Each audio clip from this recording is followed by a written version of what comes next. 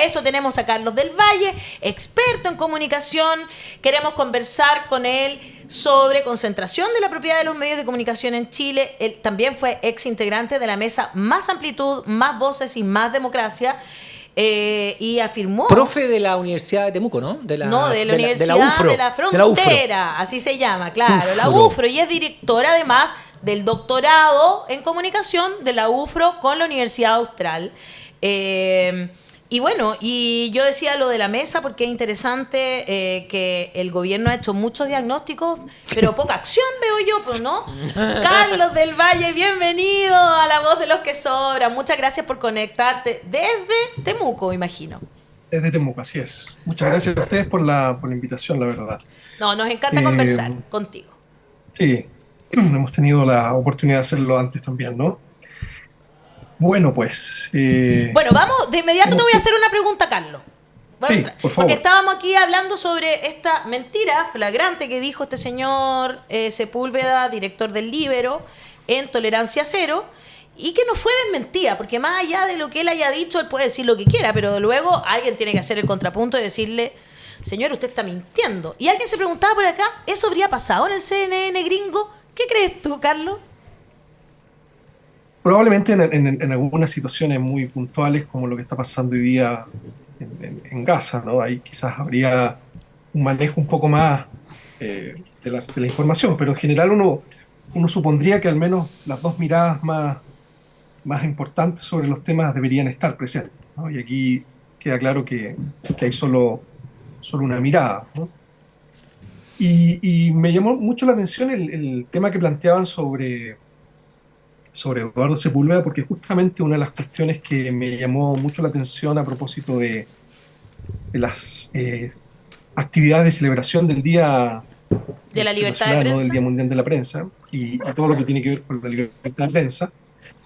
Paralelamente a ese encuentro que organizaron dos universidades en Santiago, con participación del gobierno y todo, paralelamente a eso se hizo un encuentro, el Encuentro Internacional de Medios, que se hizo en la Pontificia Universidad Católica de Chile. Y ahí estuvo organizado por tres grandes entidades, digamos, los medios hoy día, claramente a nivel mundial, desde un sector y desde una mirada bastante más neoliberal y conservadora, por cierto, ¿no? Que son la Asociación Mundial de Editores de Noticias, la Sociedad Interamericana de la Prensa y la Asociación Nacional de la Prensa. Y en el último caso, ¿no? Está precisamente Eduardo Sepúlveda, el presidente actualmente de la ANP, además de ser director del Líbero. Y a mí me llamó la atención de su intervención, que la escuché, digamos, la seguí por YouTube. ¿Ya? Algunas afirmaciones que él hace, ¿no? Él dice, parte su intervención diciendo, digamos, a propósito del caso de los carabineros, ¿no? De asesinados, dice... cita una frase del general Carlos Ibáñez del Campo y dice: a la civilización y la barbarie la separa una delgada línea verde. Ya. Y luego dice: la prensa por un lado, ¿cierto? Y los militares por el otro deben ser los garantes, digamos, de la democracia. Y finalmente dice, ya apropiándose un poco de estas palabras, ¿no? de Ibáñez del Campo, dice: entre la civilización y la barbarie hay una delgada línea de tinta.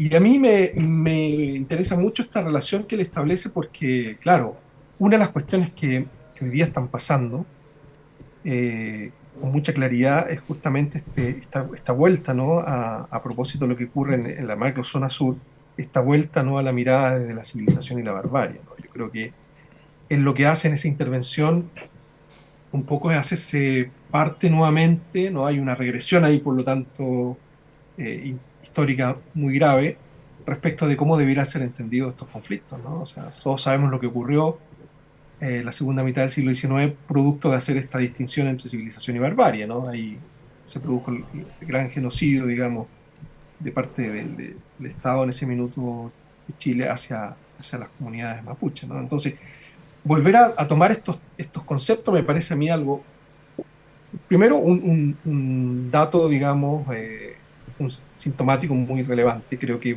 va a ser esa la forma en que al menos la ANP no digo libero porque eso ya es más evidente, digamos, Claro. va a dar cuenta de este tipo de situaciones, ¿no? Va a seguir insistiendo mucho en esta idea de civilización, barbarie, y obviamente la civilización está en la derecha y la barbarie está en la izquierda. Oye, sí, Carlos, Daniel Stengo por acá. ¿Sabes lo que pasa? Que yo te encuentro toda la razón, pero a mí como que bueno, desde el punto de vista de qué se puede hacer, porque estamos en un retroceso en términos políticos por la configuración que tiene hoy día la Cámara y el Senado, ¿no? Pero además se empezaron a mostrar, ¿cierto?, los medios de comunicación empresariales de masa, tal cual son. Había una transparencia en el sentido de lo que antes no. Yo estuve 4 años en el Mega y no se le ocurría en los matinales hacer eso, digamos, porque era divertir, lo que se buscaba era divertir, etcétera, la competencia, etcétera. Entonces, pero en un momento terminado, después del levantamiento popular, ahí se empiezan a mostrar, porque se preocupan, porque empiezan a ejercer esa influencia de todo lo que son ese potente buque de derecha con la prensa que tienen, digamos. Eso provoca muchas cosas. ¿Cómo se pelea eso? ¿Cómo se da vuelta a eso? ¿Cómo se hace un equilibrio entre eso, en tu opinión? Yo sé que es altamente complejo porque es difícil la pregunta.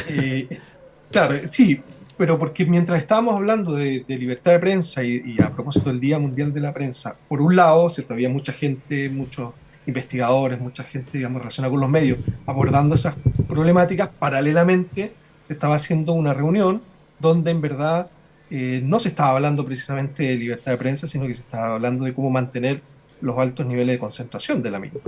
Es decir, los medios que estaban presentes ahí justamente son los medios que representan la concentración. O sea, la ANP representa la concentración de la prensa en Chile, no precisamente, digamos, el pluralismo, digamos, o la diversidad de los medios.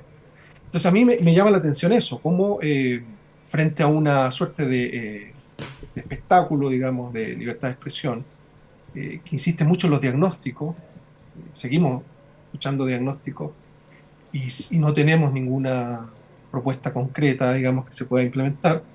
Sí, el otro espectro, digamos, de esta cuestión de los medios, que es la parte de la concentración, sí sigue avanzando, digamos, con propuestas bastante concretas. De hecho, ellos levantaron una suerte de declaración, que es una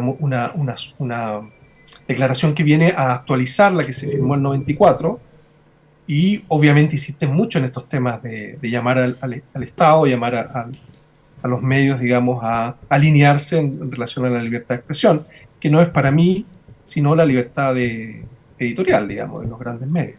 La libertad de decir cualquier cosa, incluso mentiras, digamos, eso es, ¿no? Exacto. Claro. En el fondo, para mí es eso cuando se trata de los grandes medios. Y que es finalmente lo mismo que hizo Archie. Yo por eso estaba tan... Yo me dediqué a escuchar la entrevista del presidente para la Archie en el mismo contexto, porque recordamos que Chile fue la capital es una cuestión increíble, ¿no es cierto?, de la libertad de expresión. Que yo creo que se equivocaron de país, porque en realidad vinieron al país tiene buen sentido de humor. O también puede ser eso. Claro. O hay mucho sentido del humor, digamos, de venir al país donde hay mayor concentración de medios a hacer, de verdad, estos discursos que parece que fueran solo discursos, y a mí a veces eso es lo que me da lata. Y la Archie, porque la Archie hizo el mismo tipo de discurso y el presidente no dijo nada, digámoslo, que los medios de comunicación tradicionales son los que dicen la verdad, que los medios de comunicación tradicionales son los responsables, que los medios de comunicación tradicionales son los que tienen equipos contratados. Bueno, cuando sabemos que todo eso es falso. Sí. Y lo digo, yo que trabajé 25 años en medios tradicionales y solo estuve contratada 5 años cuando trabajé en Las Últimas Noticias. Entonces, de verdad que me parece, y de los 5 años creo que estuve contratada 2, me parece el colmo, de verdad, que vengan a decir esas cosas en nuestra cara cuando sabemos que todo es completamente falso. No sé, a mí lo que te parece, pero a mí me parecen palabras tiradas al viento. Siento que esto no sirvió de nada. O sea, fue un ritual, digamos, un ritual con bastante catarsis, sobre todo en algunos espacios donde se está abordando el tema, ¿no? Y se está tratando de levantar propuestas, pero en general se insistió mucho en el diagnóstico, que ya es conocido, pero que paralelamente se estaba fortaleciendo, digamos, ¿no? La concentración.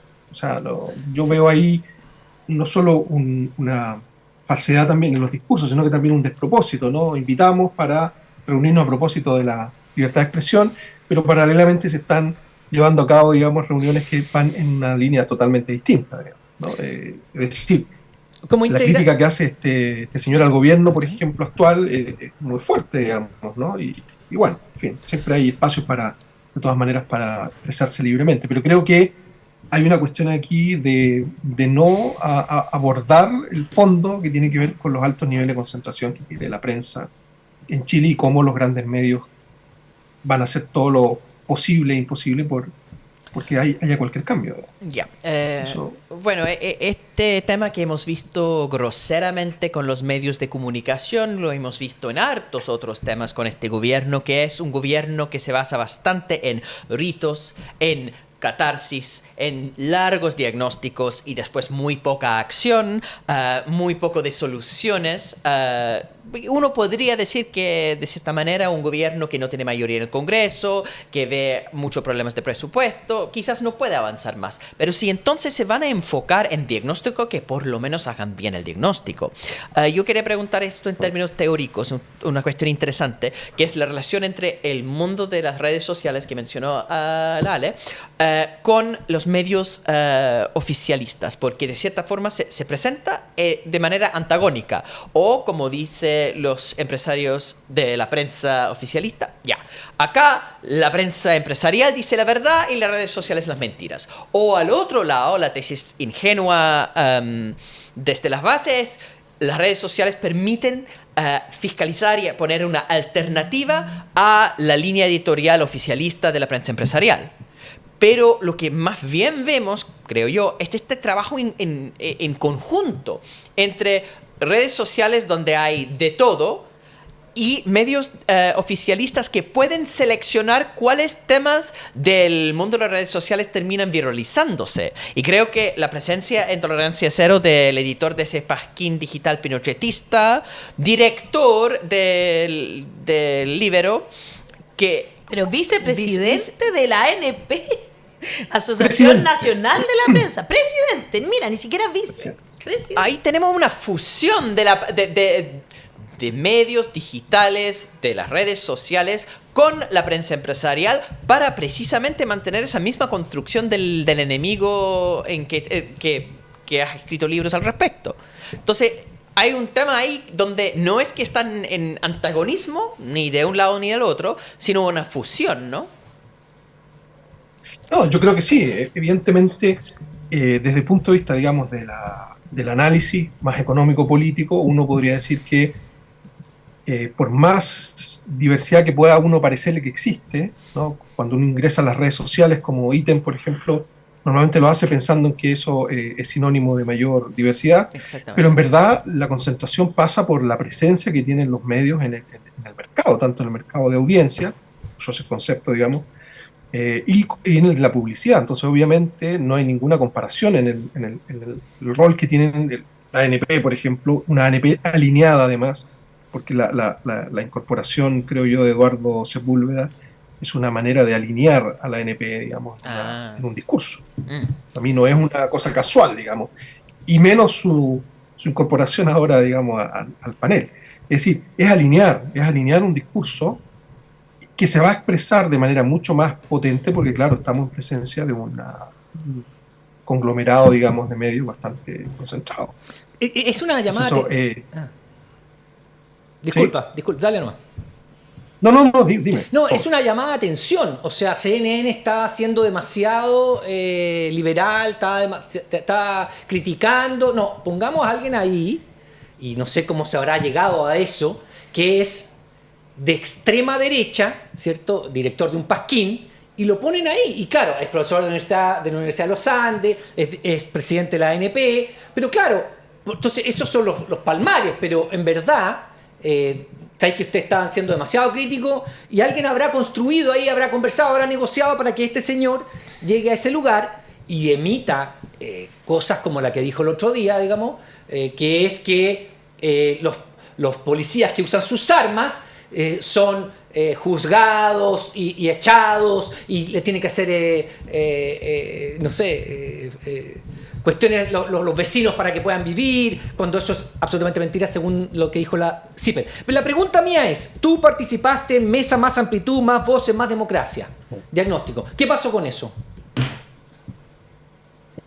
Bueno, nada, o sea, aparte del informe, que era un diagnóstico que en realidad aportaba, yo diría, principalmente en haber extendido las consultas, pero a lo que se llevaba como conclusión era exactamente lo mismo que ya sabíamos, y que se viene sabiendo, por cierto, desde principios del 2000, si no hay nada muy nuevo.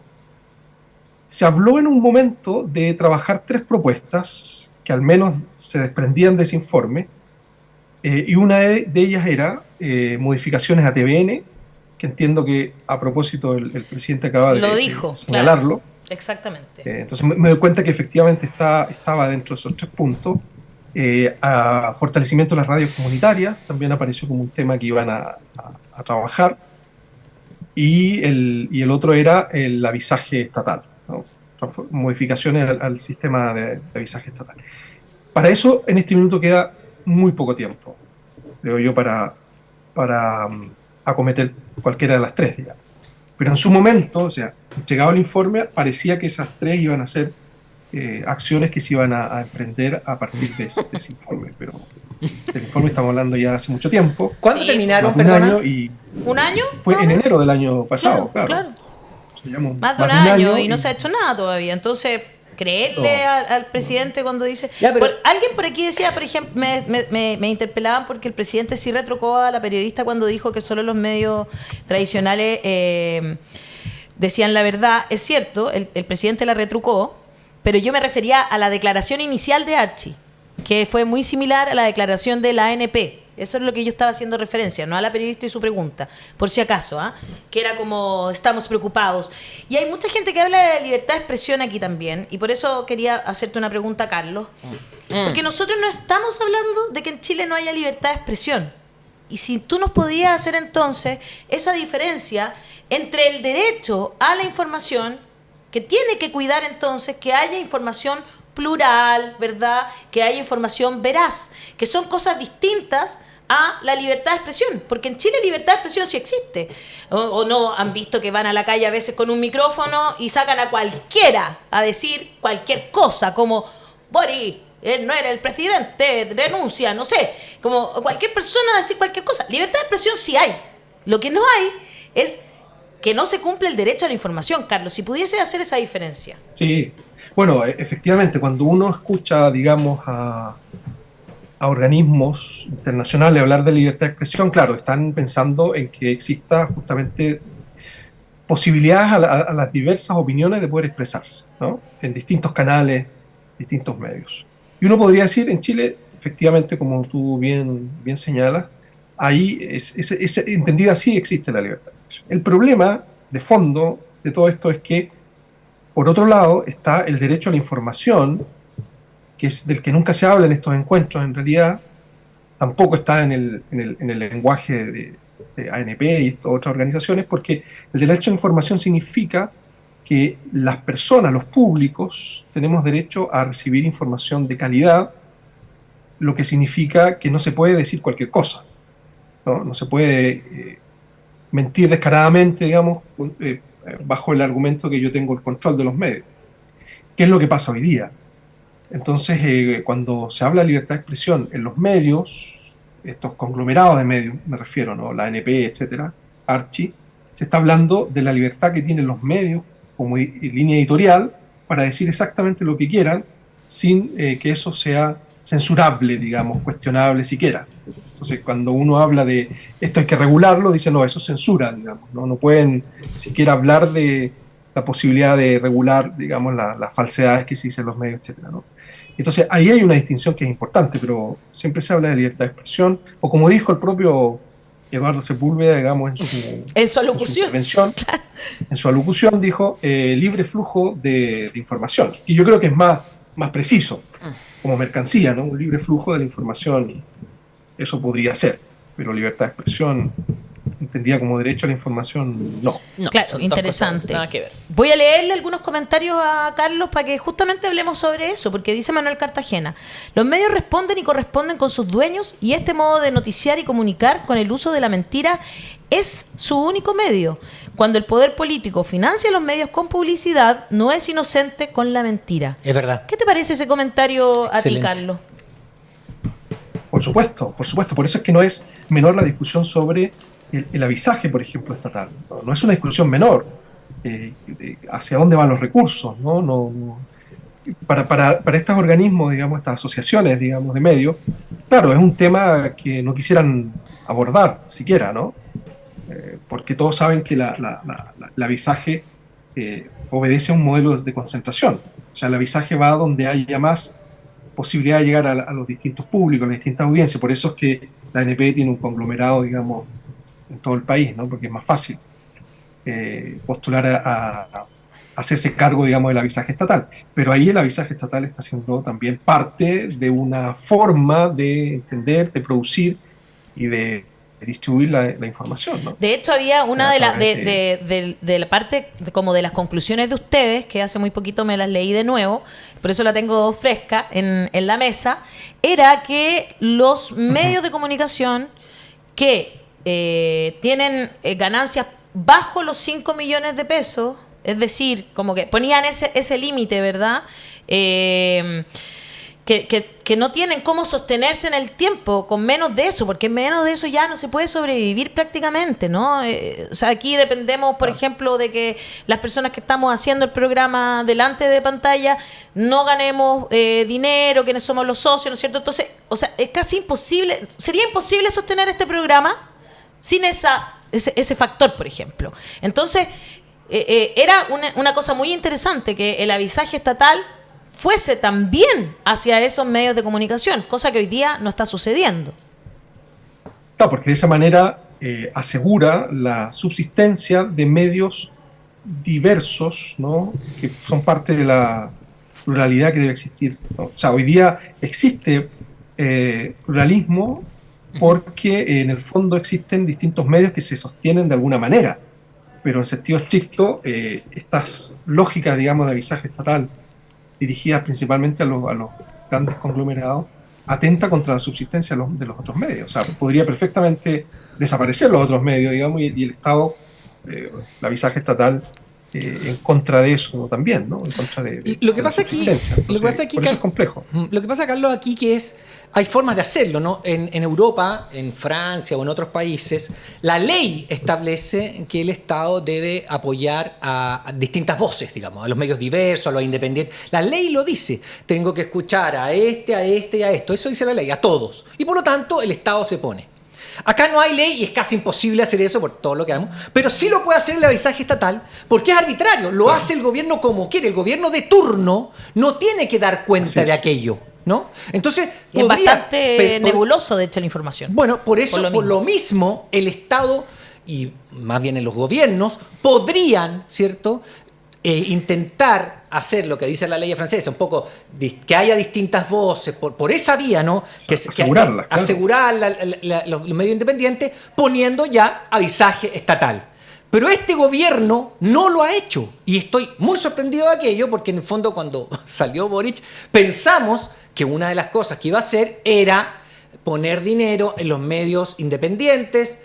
Y no para que se hicieran ricos, sino que para que siguieran sobreviviendo, ¿no? Distribuir esa torta de publicidad a distintos medios para que haya más voces. Porque es la forma que hay hoy día y que la ley permite. Y que digámoslo súper claro también, de esa torta que va prácticamente de forma entera a los medios tradicionales, la Archi, la ANP, todos esos medios, el Mercurio, la Copesa, ¿verdad? La Radio Bio Bio, las radios de Iberoamericana. Es curioso los grandes medios son los que reciben esas lucas, ¿no? Es una lata, pero creo que en cualquier debate de medios y del problema del monopolio de la información que sufrimos en Chile, hay que mencionar la palabra censura. Porque acá hay un problema donde cada vez que uno habla de cambiar las reglas para asegurar una mayor diversidad de voces en el debate público, hay una mayor diversidad de voces dentro del ecosistema de medios, los medios empresariales responden diciendo el gobierno nos quiere censurar. Porque para ellos la libertad de expresión no es solamente que nadie les corta su absoluta libertad de decir lo que les da la gana, sino que para ellos la libertad de expresión es que alguien les corta el subsidio para decir lo que les da la gana. Porque acá estamos hablando de cosas limitadas. O sea, por eso es monopolio, ¿no? Si yo digo una cosa A, eso no quita que otra persona pueda decir B.